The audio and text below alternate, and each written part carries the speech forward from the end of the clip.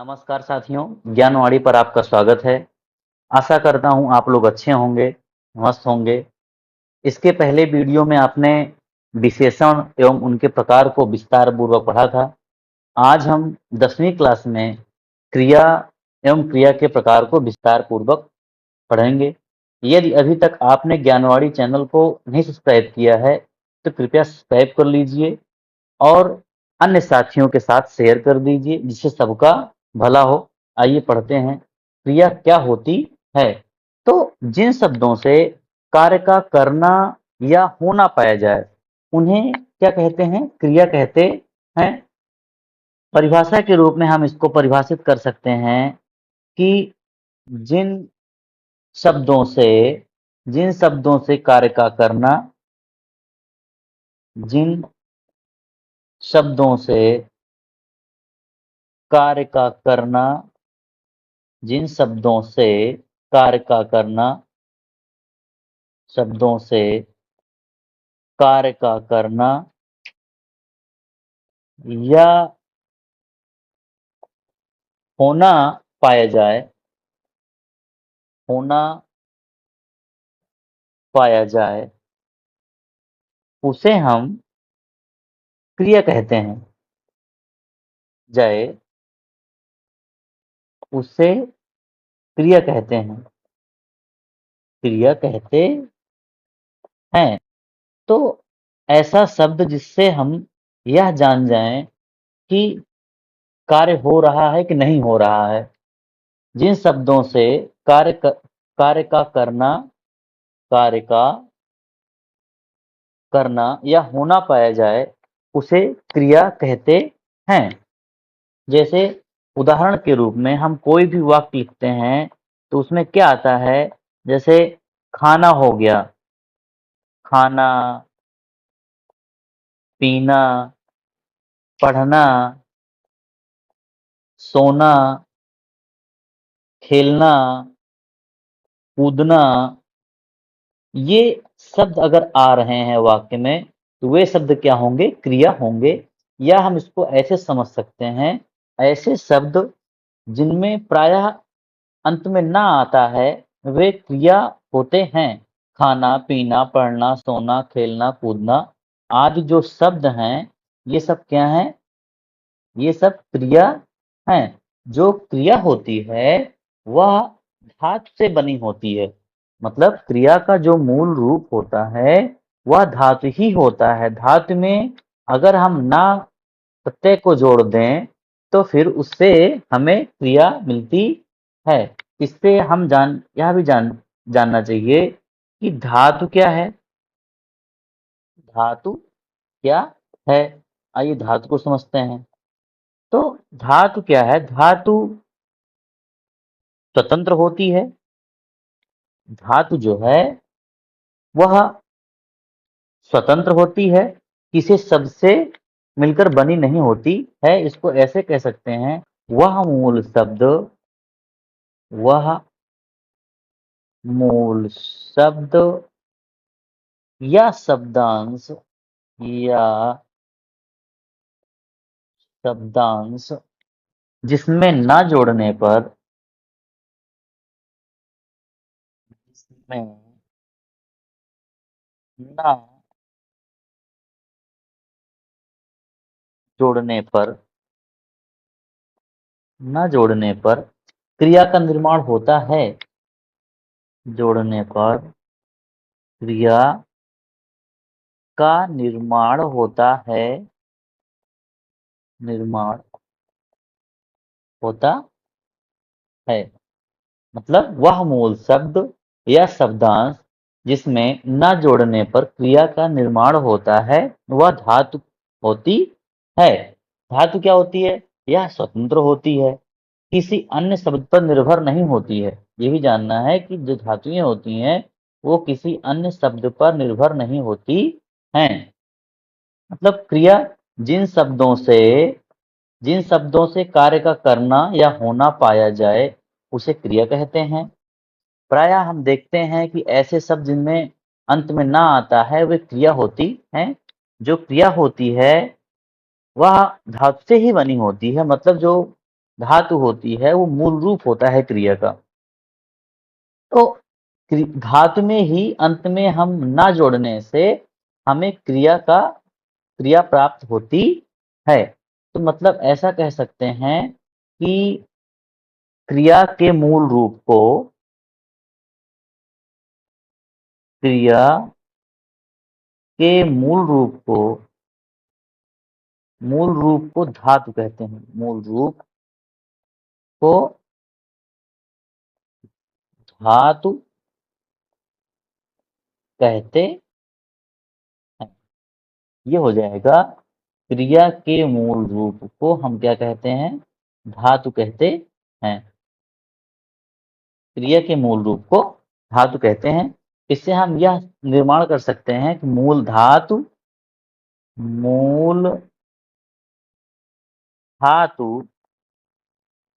Plus न, अगर मूल धातु में न जोड़ दें तो क्या मिल जाएगा? क्रिया शब्द मिल जाएगा। ये हमारा सूत्र बन गया। अगर मूल धातु में न जोड़ दिया तो क्या मिल जाएगा? मिल जाएगा क्रिया शब्द। जैसे उदाहरण के तौर पे हम समझ सकते हैं, जैसे चल है, चल धातु है। चल क्या है? चल धातु है। चल धातु है, इसमें हम ना अगर प्रत्यय जोड़ दें तो क्या बनेगा? चलना बन गया। अगर इसे मर है, मर प्लस ना क्या हो जाएगा? मरना हो जाएगा। ये क्रिया बन जा रही, मरना, चलना, मरना। जैसे पढ़ है, पढ़ क्या है? मूल धातु है, इसमें आप ना जोड़ दीजिए तो क्या बन जाएगा? बन गया पढ़ना। तोड़ जिसे है, तोड़ प्लस ना क्या हो जाएगा? तोड़ना। तो ये सब क्या है? क्रिया शब्द बन रहे हैं। किससे? धातु में ना जोड़ने से। पी प्लस ना क्या हो जाएगा? पीना। देख प्लस ना निर्माण होगा देखना शब्द का। तो ऐसे हम समझ सकते हैं, मूल धातु में हम अगर ना जोड़ दें तो क्रिया शब्द का निर्माण होता है। आइए समझते हैं कि धातु के भेद कौन कौन से होते हैं। तो धातु के दो भेद होते हैं। धातु के धातु के भेद धातु के भेद कौन कौन से होते हैं? धातु के भेद तो दो भेद होते हैं। कितने होते हैं? दो भेद। पहला कौन सा है? पहला मूल धातु है। पहला है मूल धातु और दूसरा कौन सा है? यौगिक धातु। मूल धातु और दूसरा कौन सा है?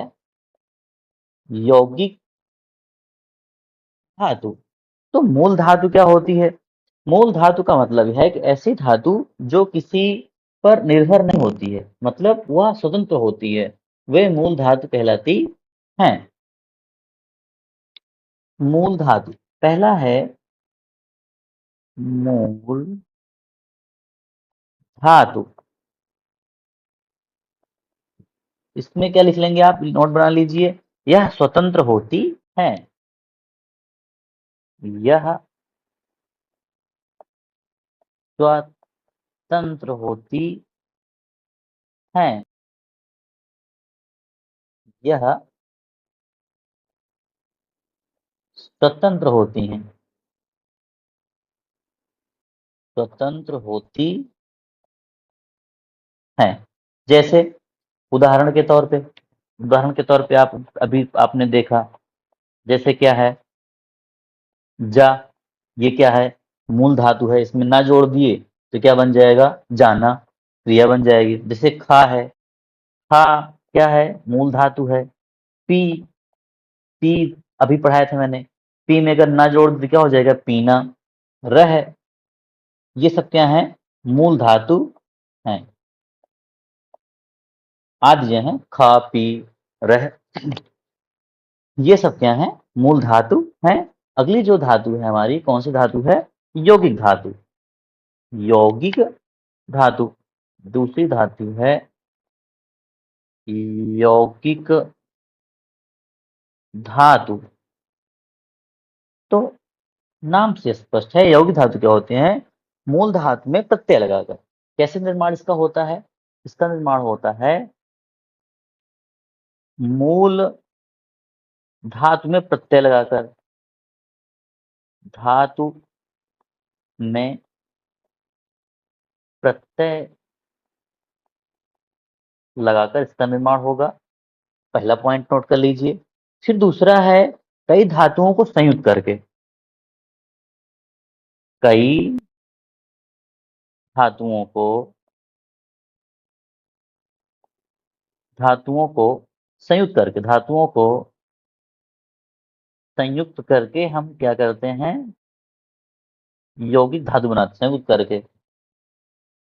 पहला क्या है? मूल धातु में प्रत्यय लगाकर, कई धातुओं को संयुक्त करके। फिर तीसरा पॉइंट है, किससे हम निर्माण कर सकते हैं? संज्ञा विशेषण में प्रत्यय लगाकर। संज्ञा या विशेषण में प्रत्यय लगाकर। अगर हम संज्ञा या विशेषण प्रत्यय लगाते हैं तो हमारी यौगिक धातु बनती है। तो हम तीन पॉइंट समझ लिए कि जो यौगिक धातु है मूल धातु में प्रत्यय लगाकर बनेगी, कई धातुओं को संयुक्त करके संयोग करके बनेगी, संज्ञा विशेषण में प्रत्यय लगाकर बनेगी। जो मूल धातु होती है वह स्वतंत्र होती है, किसी पर निर्भर नहीं होती है। जैसे हम उदाहरण के तौर पे इसमें देखें कि यौगिक धातु कौन कौन सी होती है। तो यौगिक धातु में हम जैसे जानते हैं, मान लीजिए लिखा है जैसे खेल शब्द है, खेल से क्या बनेगा? खिलाना। क्या बनेगा? खिलाना। खिलाना बन गया। दूसरा है, या इसी से बन जाएगा खिलवाना। खिलवाना बन गया। अब जैसे है मूल धातु है, अब उसमें जो है आना प्रत्यय लगा दीजिए, वाना प्रत्यय लगा दीजिए, तो क्या हो जाएगा? पढ़वाना। पढ़वाना हो गया। जैसे लात है, लात जो है संज्ञा है, इसमें अगर आप प्रत्यय जोड़ दीजिए तो क्या हो जाएगा? लतियाना। लतियाना या हाथियाना। ये सब जो है क्या है? इसमें हम प्रत्यय जोड़कर संज्ञा या सर्वनाम, संज्ञा या विशेषण में हम क्या प्राप्त कर रहे हैं? क्रियापद योग, मतलब यौगिक धातु को प्राप्त कर रहे हैं। लतियाना, ये हो गया। फिर इसके बाद हम पढ़ते हैं कि जो है क्रिया के भेद। क्रिया के भेद कौन कौन से होते हैं? तो क्रिया के जो भेद होते हैं, क्रिया यहाँ पर लिख लेते हैं क्रिया।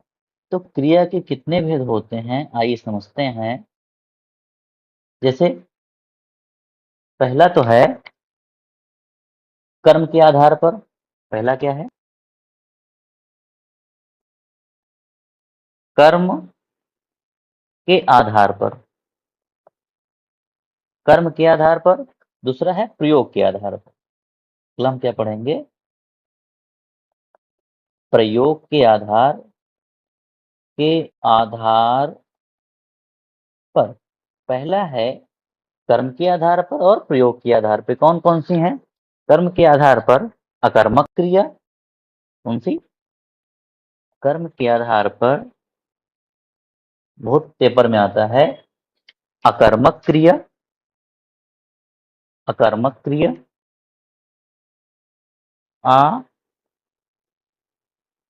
अकर्मक क्रिया। दूसरा है कौन सा? सकर्मक क्रिया। सकर्मक क्रिया। पहला अकर्मक क्रिया, दूसरा कौन सा है? सकर्मक क्रिया। अब इसी सकर्मक में हम दो प्रकार और पढ़ेंगे। कौन कौन सा? एक कर्मक क्या है? एक एक कर्मक सकर्मक क्रिया, सकर्मक, इसको आप नोट कर लीजिए, इसके बाद हम विस्तार पूर्वक इसको पढ़ेंगे। एक कर्मक सकर्मक क्रिया और द्विकर्मक सकर्मक क्रिया, द्विकर्मक सकर्मक क्रिया। ये तो हो गया कर्म के आधार पर, बहुत इंपॉर्टेंट है। जैसे इसमें प्रयोग के आधार पर क्या हो जाएगा?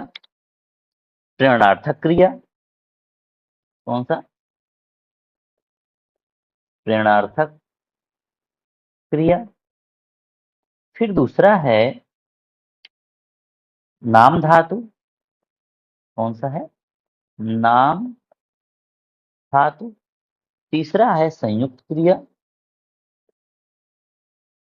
तीसरी कौन सी है? संयुक्त संयुक्त क्रिया। संयुक्त क्रिया, पूर्वकालिक क्रिया, संयुक्त क्रिया। फिर चौथा है पूर्वकालिक क्रिया,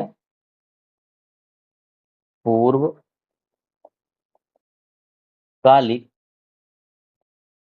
क्रिया। पांचों प्रकार पढ़ेंगे, सहायक क्रिया, सहायक क्रिया। और छठवां पढ़ेंगे अनेकार्थ क्रिया, अनेकार्थ क्रिया। और अंतिम में पढ़ेंगे हम कृदंत क्रिया। कौन सी? कृदंत क्रिया। तो यहाँ पे हम समझते हैं क्रिया के जो भेद हैं वह हम दो प्रकार से समझ सकते हैं। कौन कौन सा? क्रिया के दो भेद हम समझ सकते हैं, कर्म के आधार पर और प्रयोग के आधार पर। पहला क्या है? कर्म के आधार पे। दूसरा क्या है? प्रयोग के आधार पे। तो कर्म के आधार पे कौन सा? अकर्मक और सकर्मक। और सकर्मक में हम दो प्रकार पढ़ेंगे, एक एक कर्मक सकर्मक क्रिया, दूसरा द्विकर्मक सकर्मक क्रिया, जिसमें दो कर्म आएंगे। एक कर्मक मतलब एक कर्म आएगा, द्विकर्मक का मतलब दो कर्म आएगा। प्रयोग के आधार पे हम पढ़ेंगे, प्रयोग के आधार पे हम पढ़ेंगे सात भेद। कौन कौन से? प्रयोग में पढ़ेंगे हम, पहला है प्रेरणार्थक क्रिया। कौन सा है? पहला है, जैसे हम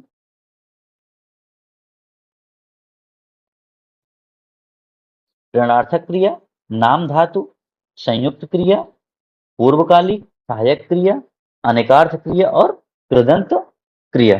अब बारी बारी से हम पढ़ते हैं जो क्रिया के भेद हैं। पहला है अकर्मक क्रिया। पहला जो प्रकार है वह है कौन सा? पहला प्रकार है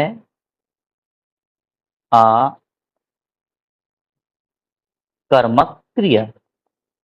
नाम से स्पष्ट है, अकर्मक अकर्मक क्रिया। नाम से स्पष्ट है ये कि जिसमें ऐसा वाक्य जिसमें कर्म की अपेक्षा ना हो, मतलब ऐसी क्रिया जिसको कर्म की आवश्यकता ना हो, बिना कर्म के ही वह वाक्य पूर्ण हो, वह क्या कहलाएगा? अकर्मक क्रिया कहलाएगी। या ऐसे कह सकते हैं जिन क्रियाओं के प्रयोग में कर्म की आवश्यकता नहीं होती है। परिभाषा में या पॉइंट वाइज लिख लीजिए। ऐसे पॉइंट वाइज में क्या है? जैसे पहला पॉइंट कौन सा? जिन क्रियाओं के प्रयोग में जिन क्रियाओं के प्रयोग में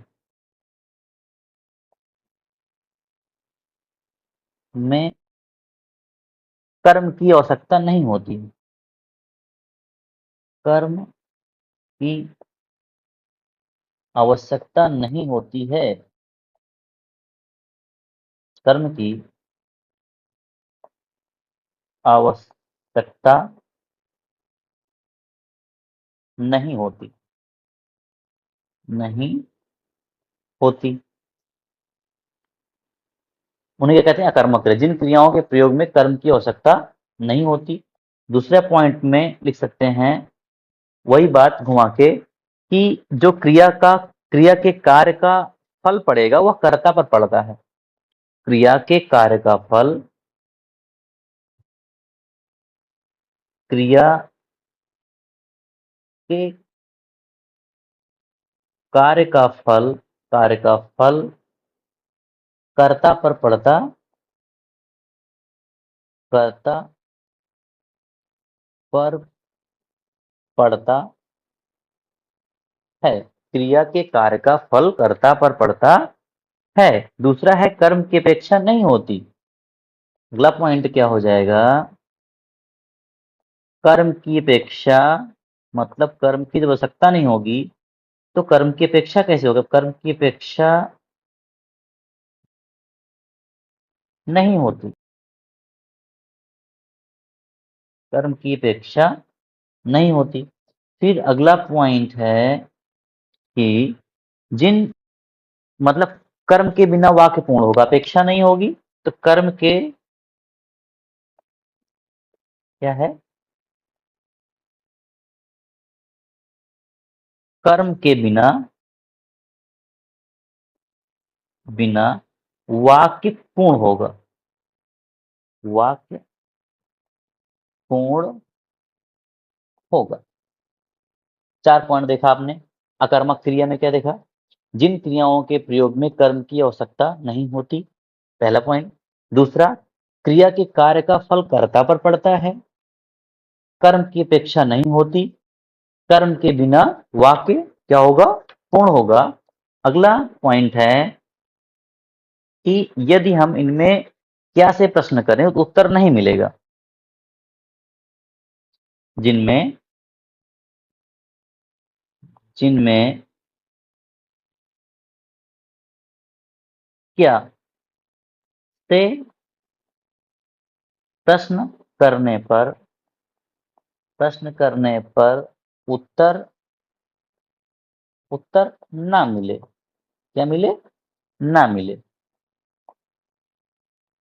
उत्तर ना मिले। जिनमें अगर यदि हम, ऐसा वाक्य कोई है अगर उसमें हम क्या से प्रश्न करें तो उत्तर अगर नहीं मिल रहा है तो वहां पे क्या होगा? कर्मक क्रिया होगी। जिनमें क्या से प्रश्न करने पर उत्तर न मिले। हमें 3-4 पॉइंट देखना है। पहला पॉइंट क्या है?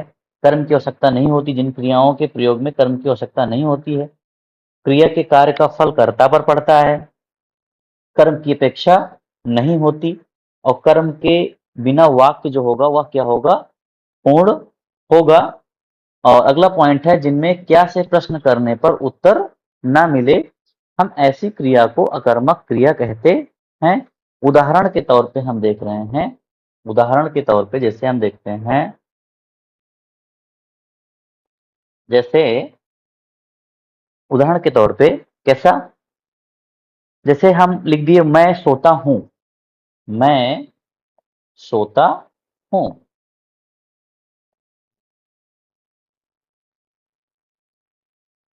मैं सोता हूं। यदि आप इसमें क्वेश्चन करिए, क्या, क्या का क्वेश्चन करिए, मैं क्या सोता हूँ, इसमें आप जो है निरुत्तर हो जाएंगे, आपको कोई उत्तर नहीं सूझेगा कि क्या सोता हूँ। तो यहाँ पे क्या है? यह अकर्मक क्रिया है। तो सोना क्या हो जाएगा? वह अकर्मक क्रिया। कैसी? सोना अकर्मक क्रिया। दूसरे से रोना है, रोना मतलब मैं रोता हूँ। अगर या कह दिया सीता रोती है, क्या है? पहला वाक्य है ये, पहला वाक्य। दूसरा वाक्य है मोहन रोता है, मोहन, मोहन रोता है। इसको पढ़ने के बाद मोहन रोता है, आप अकर्मक और सकर्मक क्रिया एकदम पूर्णतः समझ जाएंगे, कहीं भी गलती नहीं करेंगे एग्जाम में। मोहन रोता है, इसमें आप क्वेश्चन करिए मोहन क्या रोता है, आप आपको क्या ही मिलेगा उत्तर, मतलब मोहन क्या रोता है, उत्तर कुछ नहीं मिलेगा। मतलब रोना क्या हो जाएगा यहाँ पे, अकर्मक क्रिया, रोना। जैसे अगर आपसे कोई मतलब एग्जाम में आ रहा है, मैं सेब खाता हूँ, मैं खाता हूँ, मैंने कह दिया कि एक वाक्य ऐसे आप मोटा मोटा समझिए कि मैं खाता हूँ, मैं खाता हूँ, मैं क्या खाता हूँ, यहाँ पे उत्तर भाई आपको मिल जाएगा। मैं खाता हूँ, मैं खाना खाता हूँ, मैं सेब खाता हूँ, मतलब मैं मार खाता हूँ, यहाँ पे आपको उत्तर मिल रहा है। तो यह अकर्मक क्रिया नहीं होगी, यह सकर्मक हो जाएगी। हमें पढ़ना है कौन सा, कर्मक। मतलब इसमें क्या से अगर आप क्वेश्चन कर रहे हैं तो आपको उत्तर नहीं मिल रहा है। जैसे राम हंसता है, अगला जो एग्जाम्पल है, राम राम हंसता है। आप क्वेश्चन करिए क्या हंसता है, तो आपको कोई भी उत्तर नहीं मिलेगा। अगर आप कहें कैसे हंसता है तो वो तो मिलेगा, वो कैसे हंसता है, लेकिन कैसे लगाना ही नहीं है, हमें लगाना है क्या, राम क्या हंसता है, तो आपको उत्तर नहीं मिलेगा। मतलब यहाँ पे क्या है, हंसना जो है वह क्या है, हंसना अकर्मक क्रिया है। कौन सी, हंसना कौन सी है, अकर्मक क्रिया। मैं कूदता हूँ, तो कूदता मैं क्या, इसके मतलब मैं क्या कूदता हूँ, तो वहां पे आपको क्या हो जाएगा, वो भी अकर्मक क्रिया हो जाएगी। मैं कूदना भी क्या हो जाएगा, अकर्मक क्रिया हो जाएगी। जैसे तैरना, मान लीजिए मैं तैरता हूँ, मैं क्या तैरता हूँ, तो ये भी क्या, तैरना भी हो जाएगा। आपको उत्तर नहीं मिलेगा यहाँ पे, आप तैरना भी हो जाएगा अकर्मक क्रिया। कैसे क्रिया हो जाएगी, तैरना।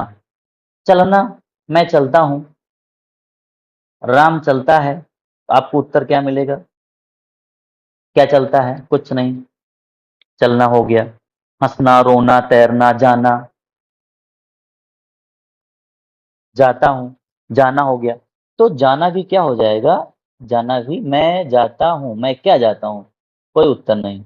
यहाँ पे क्या हो जाएगा, जाना आपका अकर्मक क्रिया हो जाएगी। तो स्पष्ट तौर पे आप समझिए, अगर आप वाक्य में क्वेश्चन कर रहे हैं क्या उत्तर मिल रहा है, कुछ नहीं, मतलब वहां पे अकर्मक क्रिया है। कौन सी क्रिया है, अकर्मक क्रिया है। ये आज सोना, रोना, हंसना, कूदना, तैरना, उड़ना, उड़ना भी क्या हो जाएगा, पक्षियां उड़ती हैं, उड़ना, क्या उड़ती हैं, कुछ नहीं। ये सब आज जो क्रिया हैं, ये क्या हैं, अकर्मक क्रिया हैं। उदाहरण के तौर पे आप लिख सकते हैं क्या, पक्षी आकाश में उड़ते हैं, पक्षी आकाश में उड़ते हैं, पक्षी आकाश में उड़ते हैं, पक्षी आकाश में उड़ते हैं। पक्षी आपका क्या है, करता है, आकाश क्या है, ये कर्म है, उड़ना क्या है यहाँ पे, यह क्रिया है, यह क्या है, उड़ना क्रिया हो गया, ये हो गया कर्म हो गया, क्या हो गया, ये क्रिया हो गया, ये हो गया कर्म, ये हो गया कर्ता। कौन उड़ रहा है, जो काम करेगा, जिसके द्वारा काम संपादित होता है वही कर्ता होता है। आप यहाँ पे कर्म नहीं देखेंगे, जैसे आकाश में यहाँ पे क्या है, कर्म है। आप कंफ्यूज ना होइए, पक्षी आकाश में उड़ते हैं, तो उत्तर जो आकाश आएगा वह कहाँ से आएगा, पक्षी कहाँ उड़ते हैं, लेकिन आपको कहाँ नहीं लगाना है, आपको क्या लगाना है, पक्षी क्या उड़ते हैं, ये इसका उत्तर नहीं है, ये ध्यान दीजिएगा। कर्म को छोड़ करके आप क्या लगाइए, उत्तर पाइए। यहाँ पे कंफ्यूजन बिल्कुल नहीं होना है कि कहाँ कैसे, यह सब नहीं लगाना है। अगला एग्जाम्पल के तौर पे समझते हैं, कैसा है, कौन कौन सा, मैं सोता हूँ, मोहन रोता है, राम हंसता है, मैं तैरता हूँ, वह वह तैरता है, वह क्या तैरता है, कुछ नहीं उत्तर मिलेगा। तो यह क्या है, तैरना हो गया आपका अ, अकर्मक क्रिया। राम बाजार जा रहा है, राम बाजार राम बाजार जा रहा है। तो यहाँ पे आप देख रहे हैं जो बाजार है, बाजार क्या है, कर्म है। राम क्या है, राम क्या है, कर्ता है। राम है कर्ता, बाजार जरूर कर्म है, बाजार कर्म है। और जो जा रहा ये क्या है, जाना क्रिया है। और रहा है क्या है, ये सहायक क्रिया है, सहायक क्रिया है। आप इसमें यह कंफ्यूज नहीं होंगे कि यदि बाजार से बाजार आ गया, बाजार आ गया मतलब कर्म आ गया, तो यहाँ पे सकर्मक क्रिया नहीं, गलत बात। आप इसमें क्वेश्चन करिए राम क्या जा रहा है, तो आपको उत्तर नहीं मिला क्या जा रहा है। अब आप उत्तर खोज रहे हैं राम कहाँ जा रहे हैं, तो बाजार जा, कहाँ करने से आ जा रहा है। लेकिन जब आप क्या लगाकर क्वेश्चन कर रहे हैं, तो उससे आपको उत्तर नहीं मिल रहा है। यह अकर्मक क्रिया है। आशा करता हूं आप लोग एकदम समझ गए होंगे। तो सकर्मक क्रिया पढ़ाते हैं तो उससे और आपको स्पष्ट समझ में आएगा। दूसरा प्रकार है, दूसरा कौन सा प्रकार है, सकर्मक क्रिया। सकर्मक क्रिया कौन सा है, सकर्मक क्रिया मतलब ऐसी क्रिया जिसमें कर्म हो। सकर्मक क्रिया मतलब नाम से स्पष्ट है, सकर्म मतलब सकर्म, क्रिया के साथ क्या लगा हो, कर्म लगा हो, वहां पे क्या होगा, सकर्मक हो। अकर्मक अकर्म, अमने नहीं, कर्म के साथ ना हो। और सकर्मक में क्या है, साथ, साथ मतलब कर्म के साथ, क्रिया के साथ कर्म होना चाहिए। कुछ पॉइंट से इसको हम समझ लेते हैं। पहला पॉइंट तो यही है, पहला पॉइंट है कि क्रिया कर्म के साथ आती है। जो क्रिया है, क्रिया कर्म के साथ आती, क्रिया कर्म के साथ आती है। दूसरा पॉइंट है, इसमें कर्म की अपेक्षा नहीं होगी। अकर्मक में कर्म की अपेक्षा, सॉरी, इसमें कर्म की अपेक्षा होगी।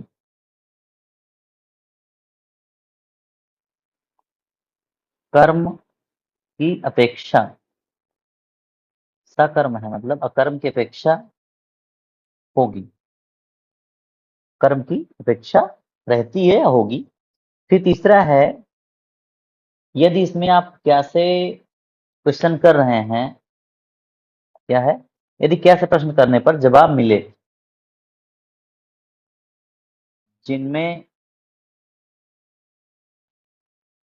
क्या से प्रश्न करने पर, क्या से प्रश्न, प्रश्न करने पर जवाब मिले, जवाब मिले, हम क्या कहेंगे, सकर्मक क्रिया का। जिनमें क्या से प्रश्न करने पर जवाब मिले, वहां पे क्या होगा, सकर्मक क्रिया होगी। उदाहरण के तौर पे हम ले लेते हैं कि कौन कौन सी क्रिया, कौन कौन सी क्रिया सकर्मक होती है। एग्जाम्पल के तौर पे देखिए, जैसे मैंने कह दिया, जैसे श्याम पढ़ता है, श्याम, अब वाक्य देखिए और आप समझिए, श्याम, श्याम पढ़ता है, श्याम पढ़ता है। अगला है, सीता खाती है,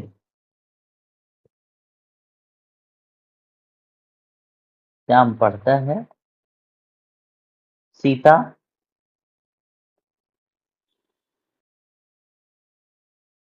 सीता खाती है। मैं पीता हूं, मैं पीता हूं, मैं पीता हूं। यहाँ पे 3 वाक्य आप देख रहे हैं। 3 वाक्य में आप स्पष्ट तौर पे देख रहे हैं कर्म नहीं आ रहा है। लेकिन जो मैंने बताया आपको कि इन वाक्यों में क्या प्रश्न करिए तो जवाब मिलता है कि नहीं मिलता। श्याम पढ़ता है, श्याम क्या पढ़ता है, क्या पढ़ता है, तो उत्तर आपको मिलेगा, उत्तर मिलेगा, क्या मिलेगा, अखबार पढ़ता है, अखबार पढ़ता है, किताब पढ़ता है, क्या पढ़ता है, किताब पढ़ता है, मैगजीन पढ़ता है। ये क्या है, पढ़ना जो हो गया, पढ़ना कौन सी क्रिया हो गई, पढ़ना, पढ़ना हो गई सकर्मक क्रिया। दूसरा वाक्य सीता खाती है, तो क्या खाती है, आपको उत्तर मिलेगा सीता मतलब क्या खा सकती है, सीता क्या खाती है, सेब खाएगी, अंगूर खाएगी, खाना खाएगी। तो यहाँ पे जो खाना है वह क्या है, खाना, वह क्या है, सकर्मक क्रिया। पढ़ना, खाना, पीना, मैं पीता हूँ, मैं क्या पीता हूँ, मैं दूध पीता हूँ, कोल्ड ड्रिंक पीता हूँ, कॉफी पीता हूँ। तो पीना क्या हो जाएगा आपका, इसमें कर्म की अपेक्षा है, मतलब इस वाक्य में कर्म की अपेक्षा है। ये आप ध्यान समझिए, जो यह वाक्य है श्याम पढ़ता है, इसमें थोड़ा सा अधूरा लग रहा है, मतलब यहाँ पे कर्म की अपेक्षा की जा रही है। अकर्मक में कर्म की अपेक्षा नहीं होती थी, उसके बिना ही वाक्य जो है पूरा होता था। यहाँ पे मैं पीता हूँ थोड़ा सा कम स्पष्ट है, क्या पीता हूँ, कोल्ड ड्रिंक पीता हूँ। तो यहाँ पे कर्म की अपेक्षा है। तो खाना, पढ़ना, खाना, पीना, देखना, देखना हो गया। ये सब जो क्रिया हैं, धोना, लिखना, मैं लिखता हूँ, क्या लिखता हूँ, जीवनी लिखता हूँ, कहानी लिखता हूँ। पढ़ना, बनाना, जैसे बनाना है तो बनाना, क्या बना, सीता बनाती है, क्या बनाती है, खाना बनाती है। पढ़ना, खाना, पीना, देखना, लिखना, जो आदि ये शब्द हैं, धोना है, धोना, ये जो शब्द हैं, धोना क्या धोती है, कपड़ा धोएगी और क्या धोएगी। ये जो शब्द हैं ये क्या है, सकर्मक क्रिया हैं। आपको स्पष्ट इससे समझ में आ गया होगा कि सकर्मक और अकर्मक में अंतर क्या है। सकर्मक मतलब कर्म की अपेक्षा होगी, बशर्ते कि वाक्य में कर्म ना हो, बशर्ते कि वाक्य में कर्म ना हो, अगर अपेक्षा है तब भी वह सकर्मक क्रिया है। हम आपको कुछ वाक्य दे रहे हैं, वाक्य आप बताइए इसमें यह कौन सा मतलब इसमें अकर्मक क्रिया है कि सकर्मक क्रिया है। जैसे जो पहला वाक्य है हमारा, अखिलेश चिल्लाता है, अखिलेश चिल्लाता, यदि आप वाक्य देख रहे हैं और देखने के तुरंत बाद आपको उत्तर आ रहा है, मतलब आपको समझ में आ गया अखिलेश चिल्लाता है, कौन सी क्रिया है ये बताना है। वह फूल तोड़ता है, इसमें स्पष्ट है, वह फूल तोड़ता है, कौन सी क्रिया है। तीसरा वाक्य है आपको मैं दे रहा हूं, मैं खुशी से नाचता हूं, खुशी से नाचता हूं। इस वाक्य में सकर्मक है या अकर्मक क्रिया है, नाचता हूं, ये क्या है, कौन सी क्रिया बताना है। चौथा जो वाक्य आ रहा है, वह पानी में तैर रहा है, वह पानी में तैर रहा है। इन सब वाक्य को आप बताएंगे इसमें कौन, वह पानी में तैर रहा है। चार है, कौन कौन सा है, अखिलेश चिल्लाता है, वह फूल तोड़ता है, मैं खुशी से नाचता हूँ, वह पानी में तैर रहा है। इन सब वाक्य को आप खुद से समझिए, सोचिए, विचारिए। यदि आप 5 सेकंड में उत्तर आ जा रहा है तो आप समझ गए हैं। आज हमने सकर्मक और अकर्मक क्रिया को विस्तार पूर्वक पढ़ा। इसके आगे चैप्टर में हम जो है सकर्मक क्रिया के वेद को पढ़ेंगे।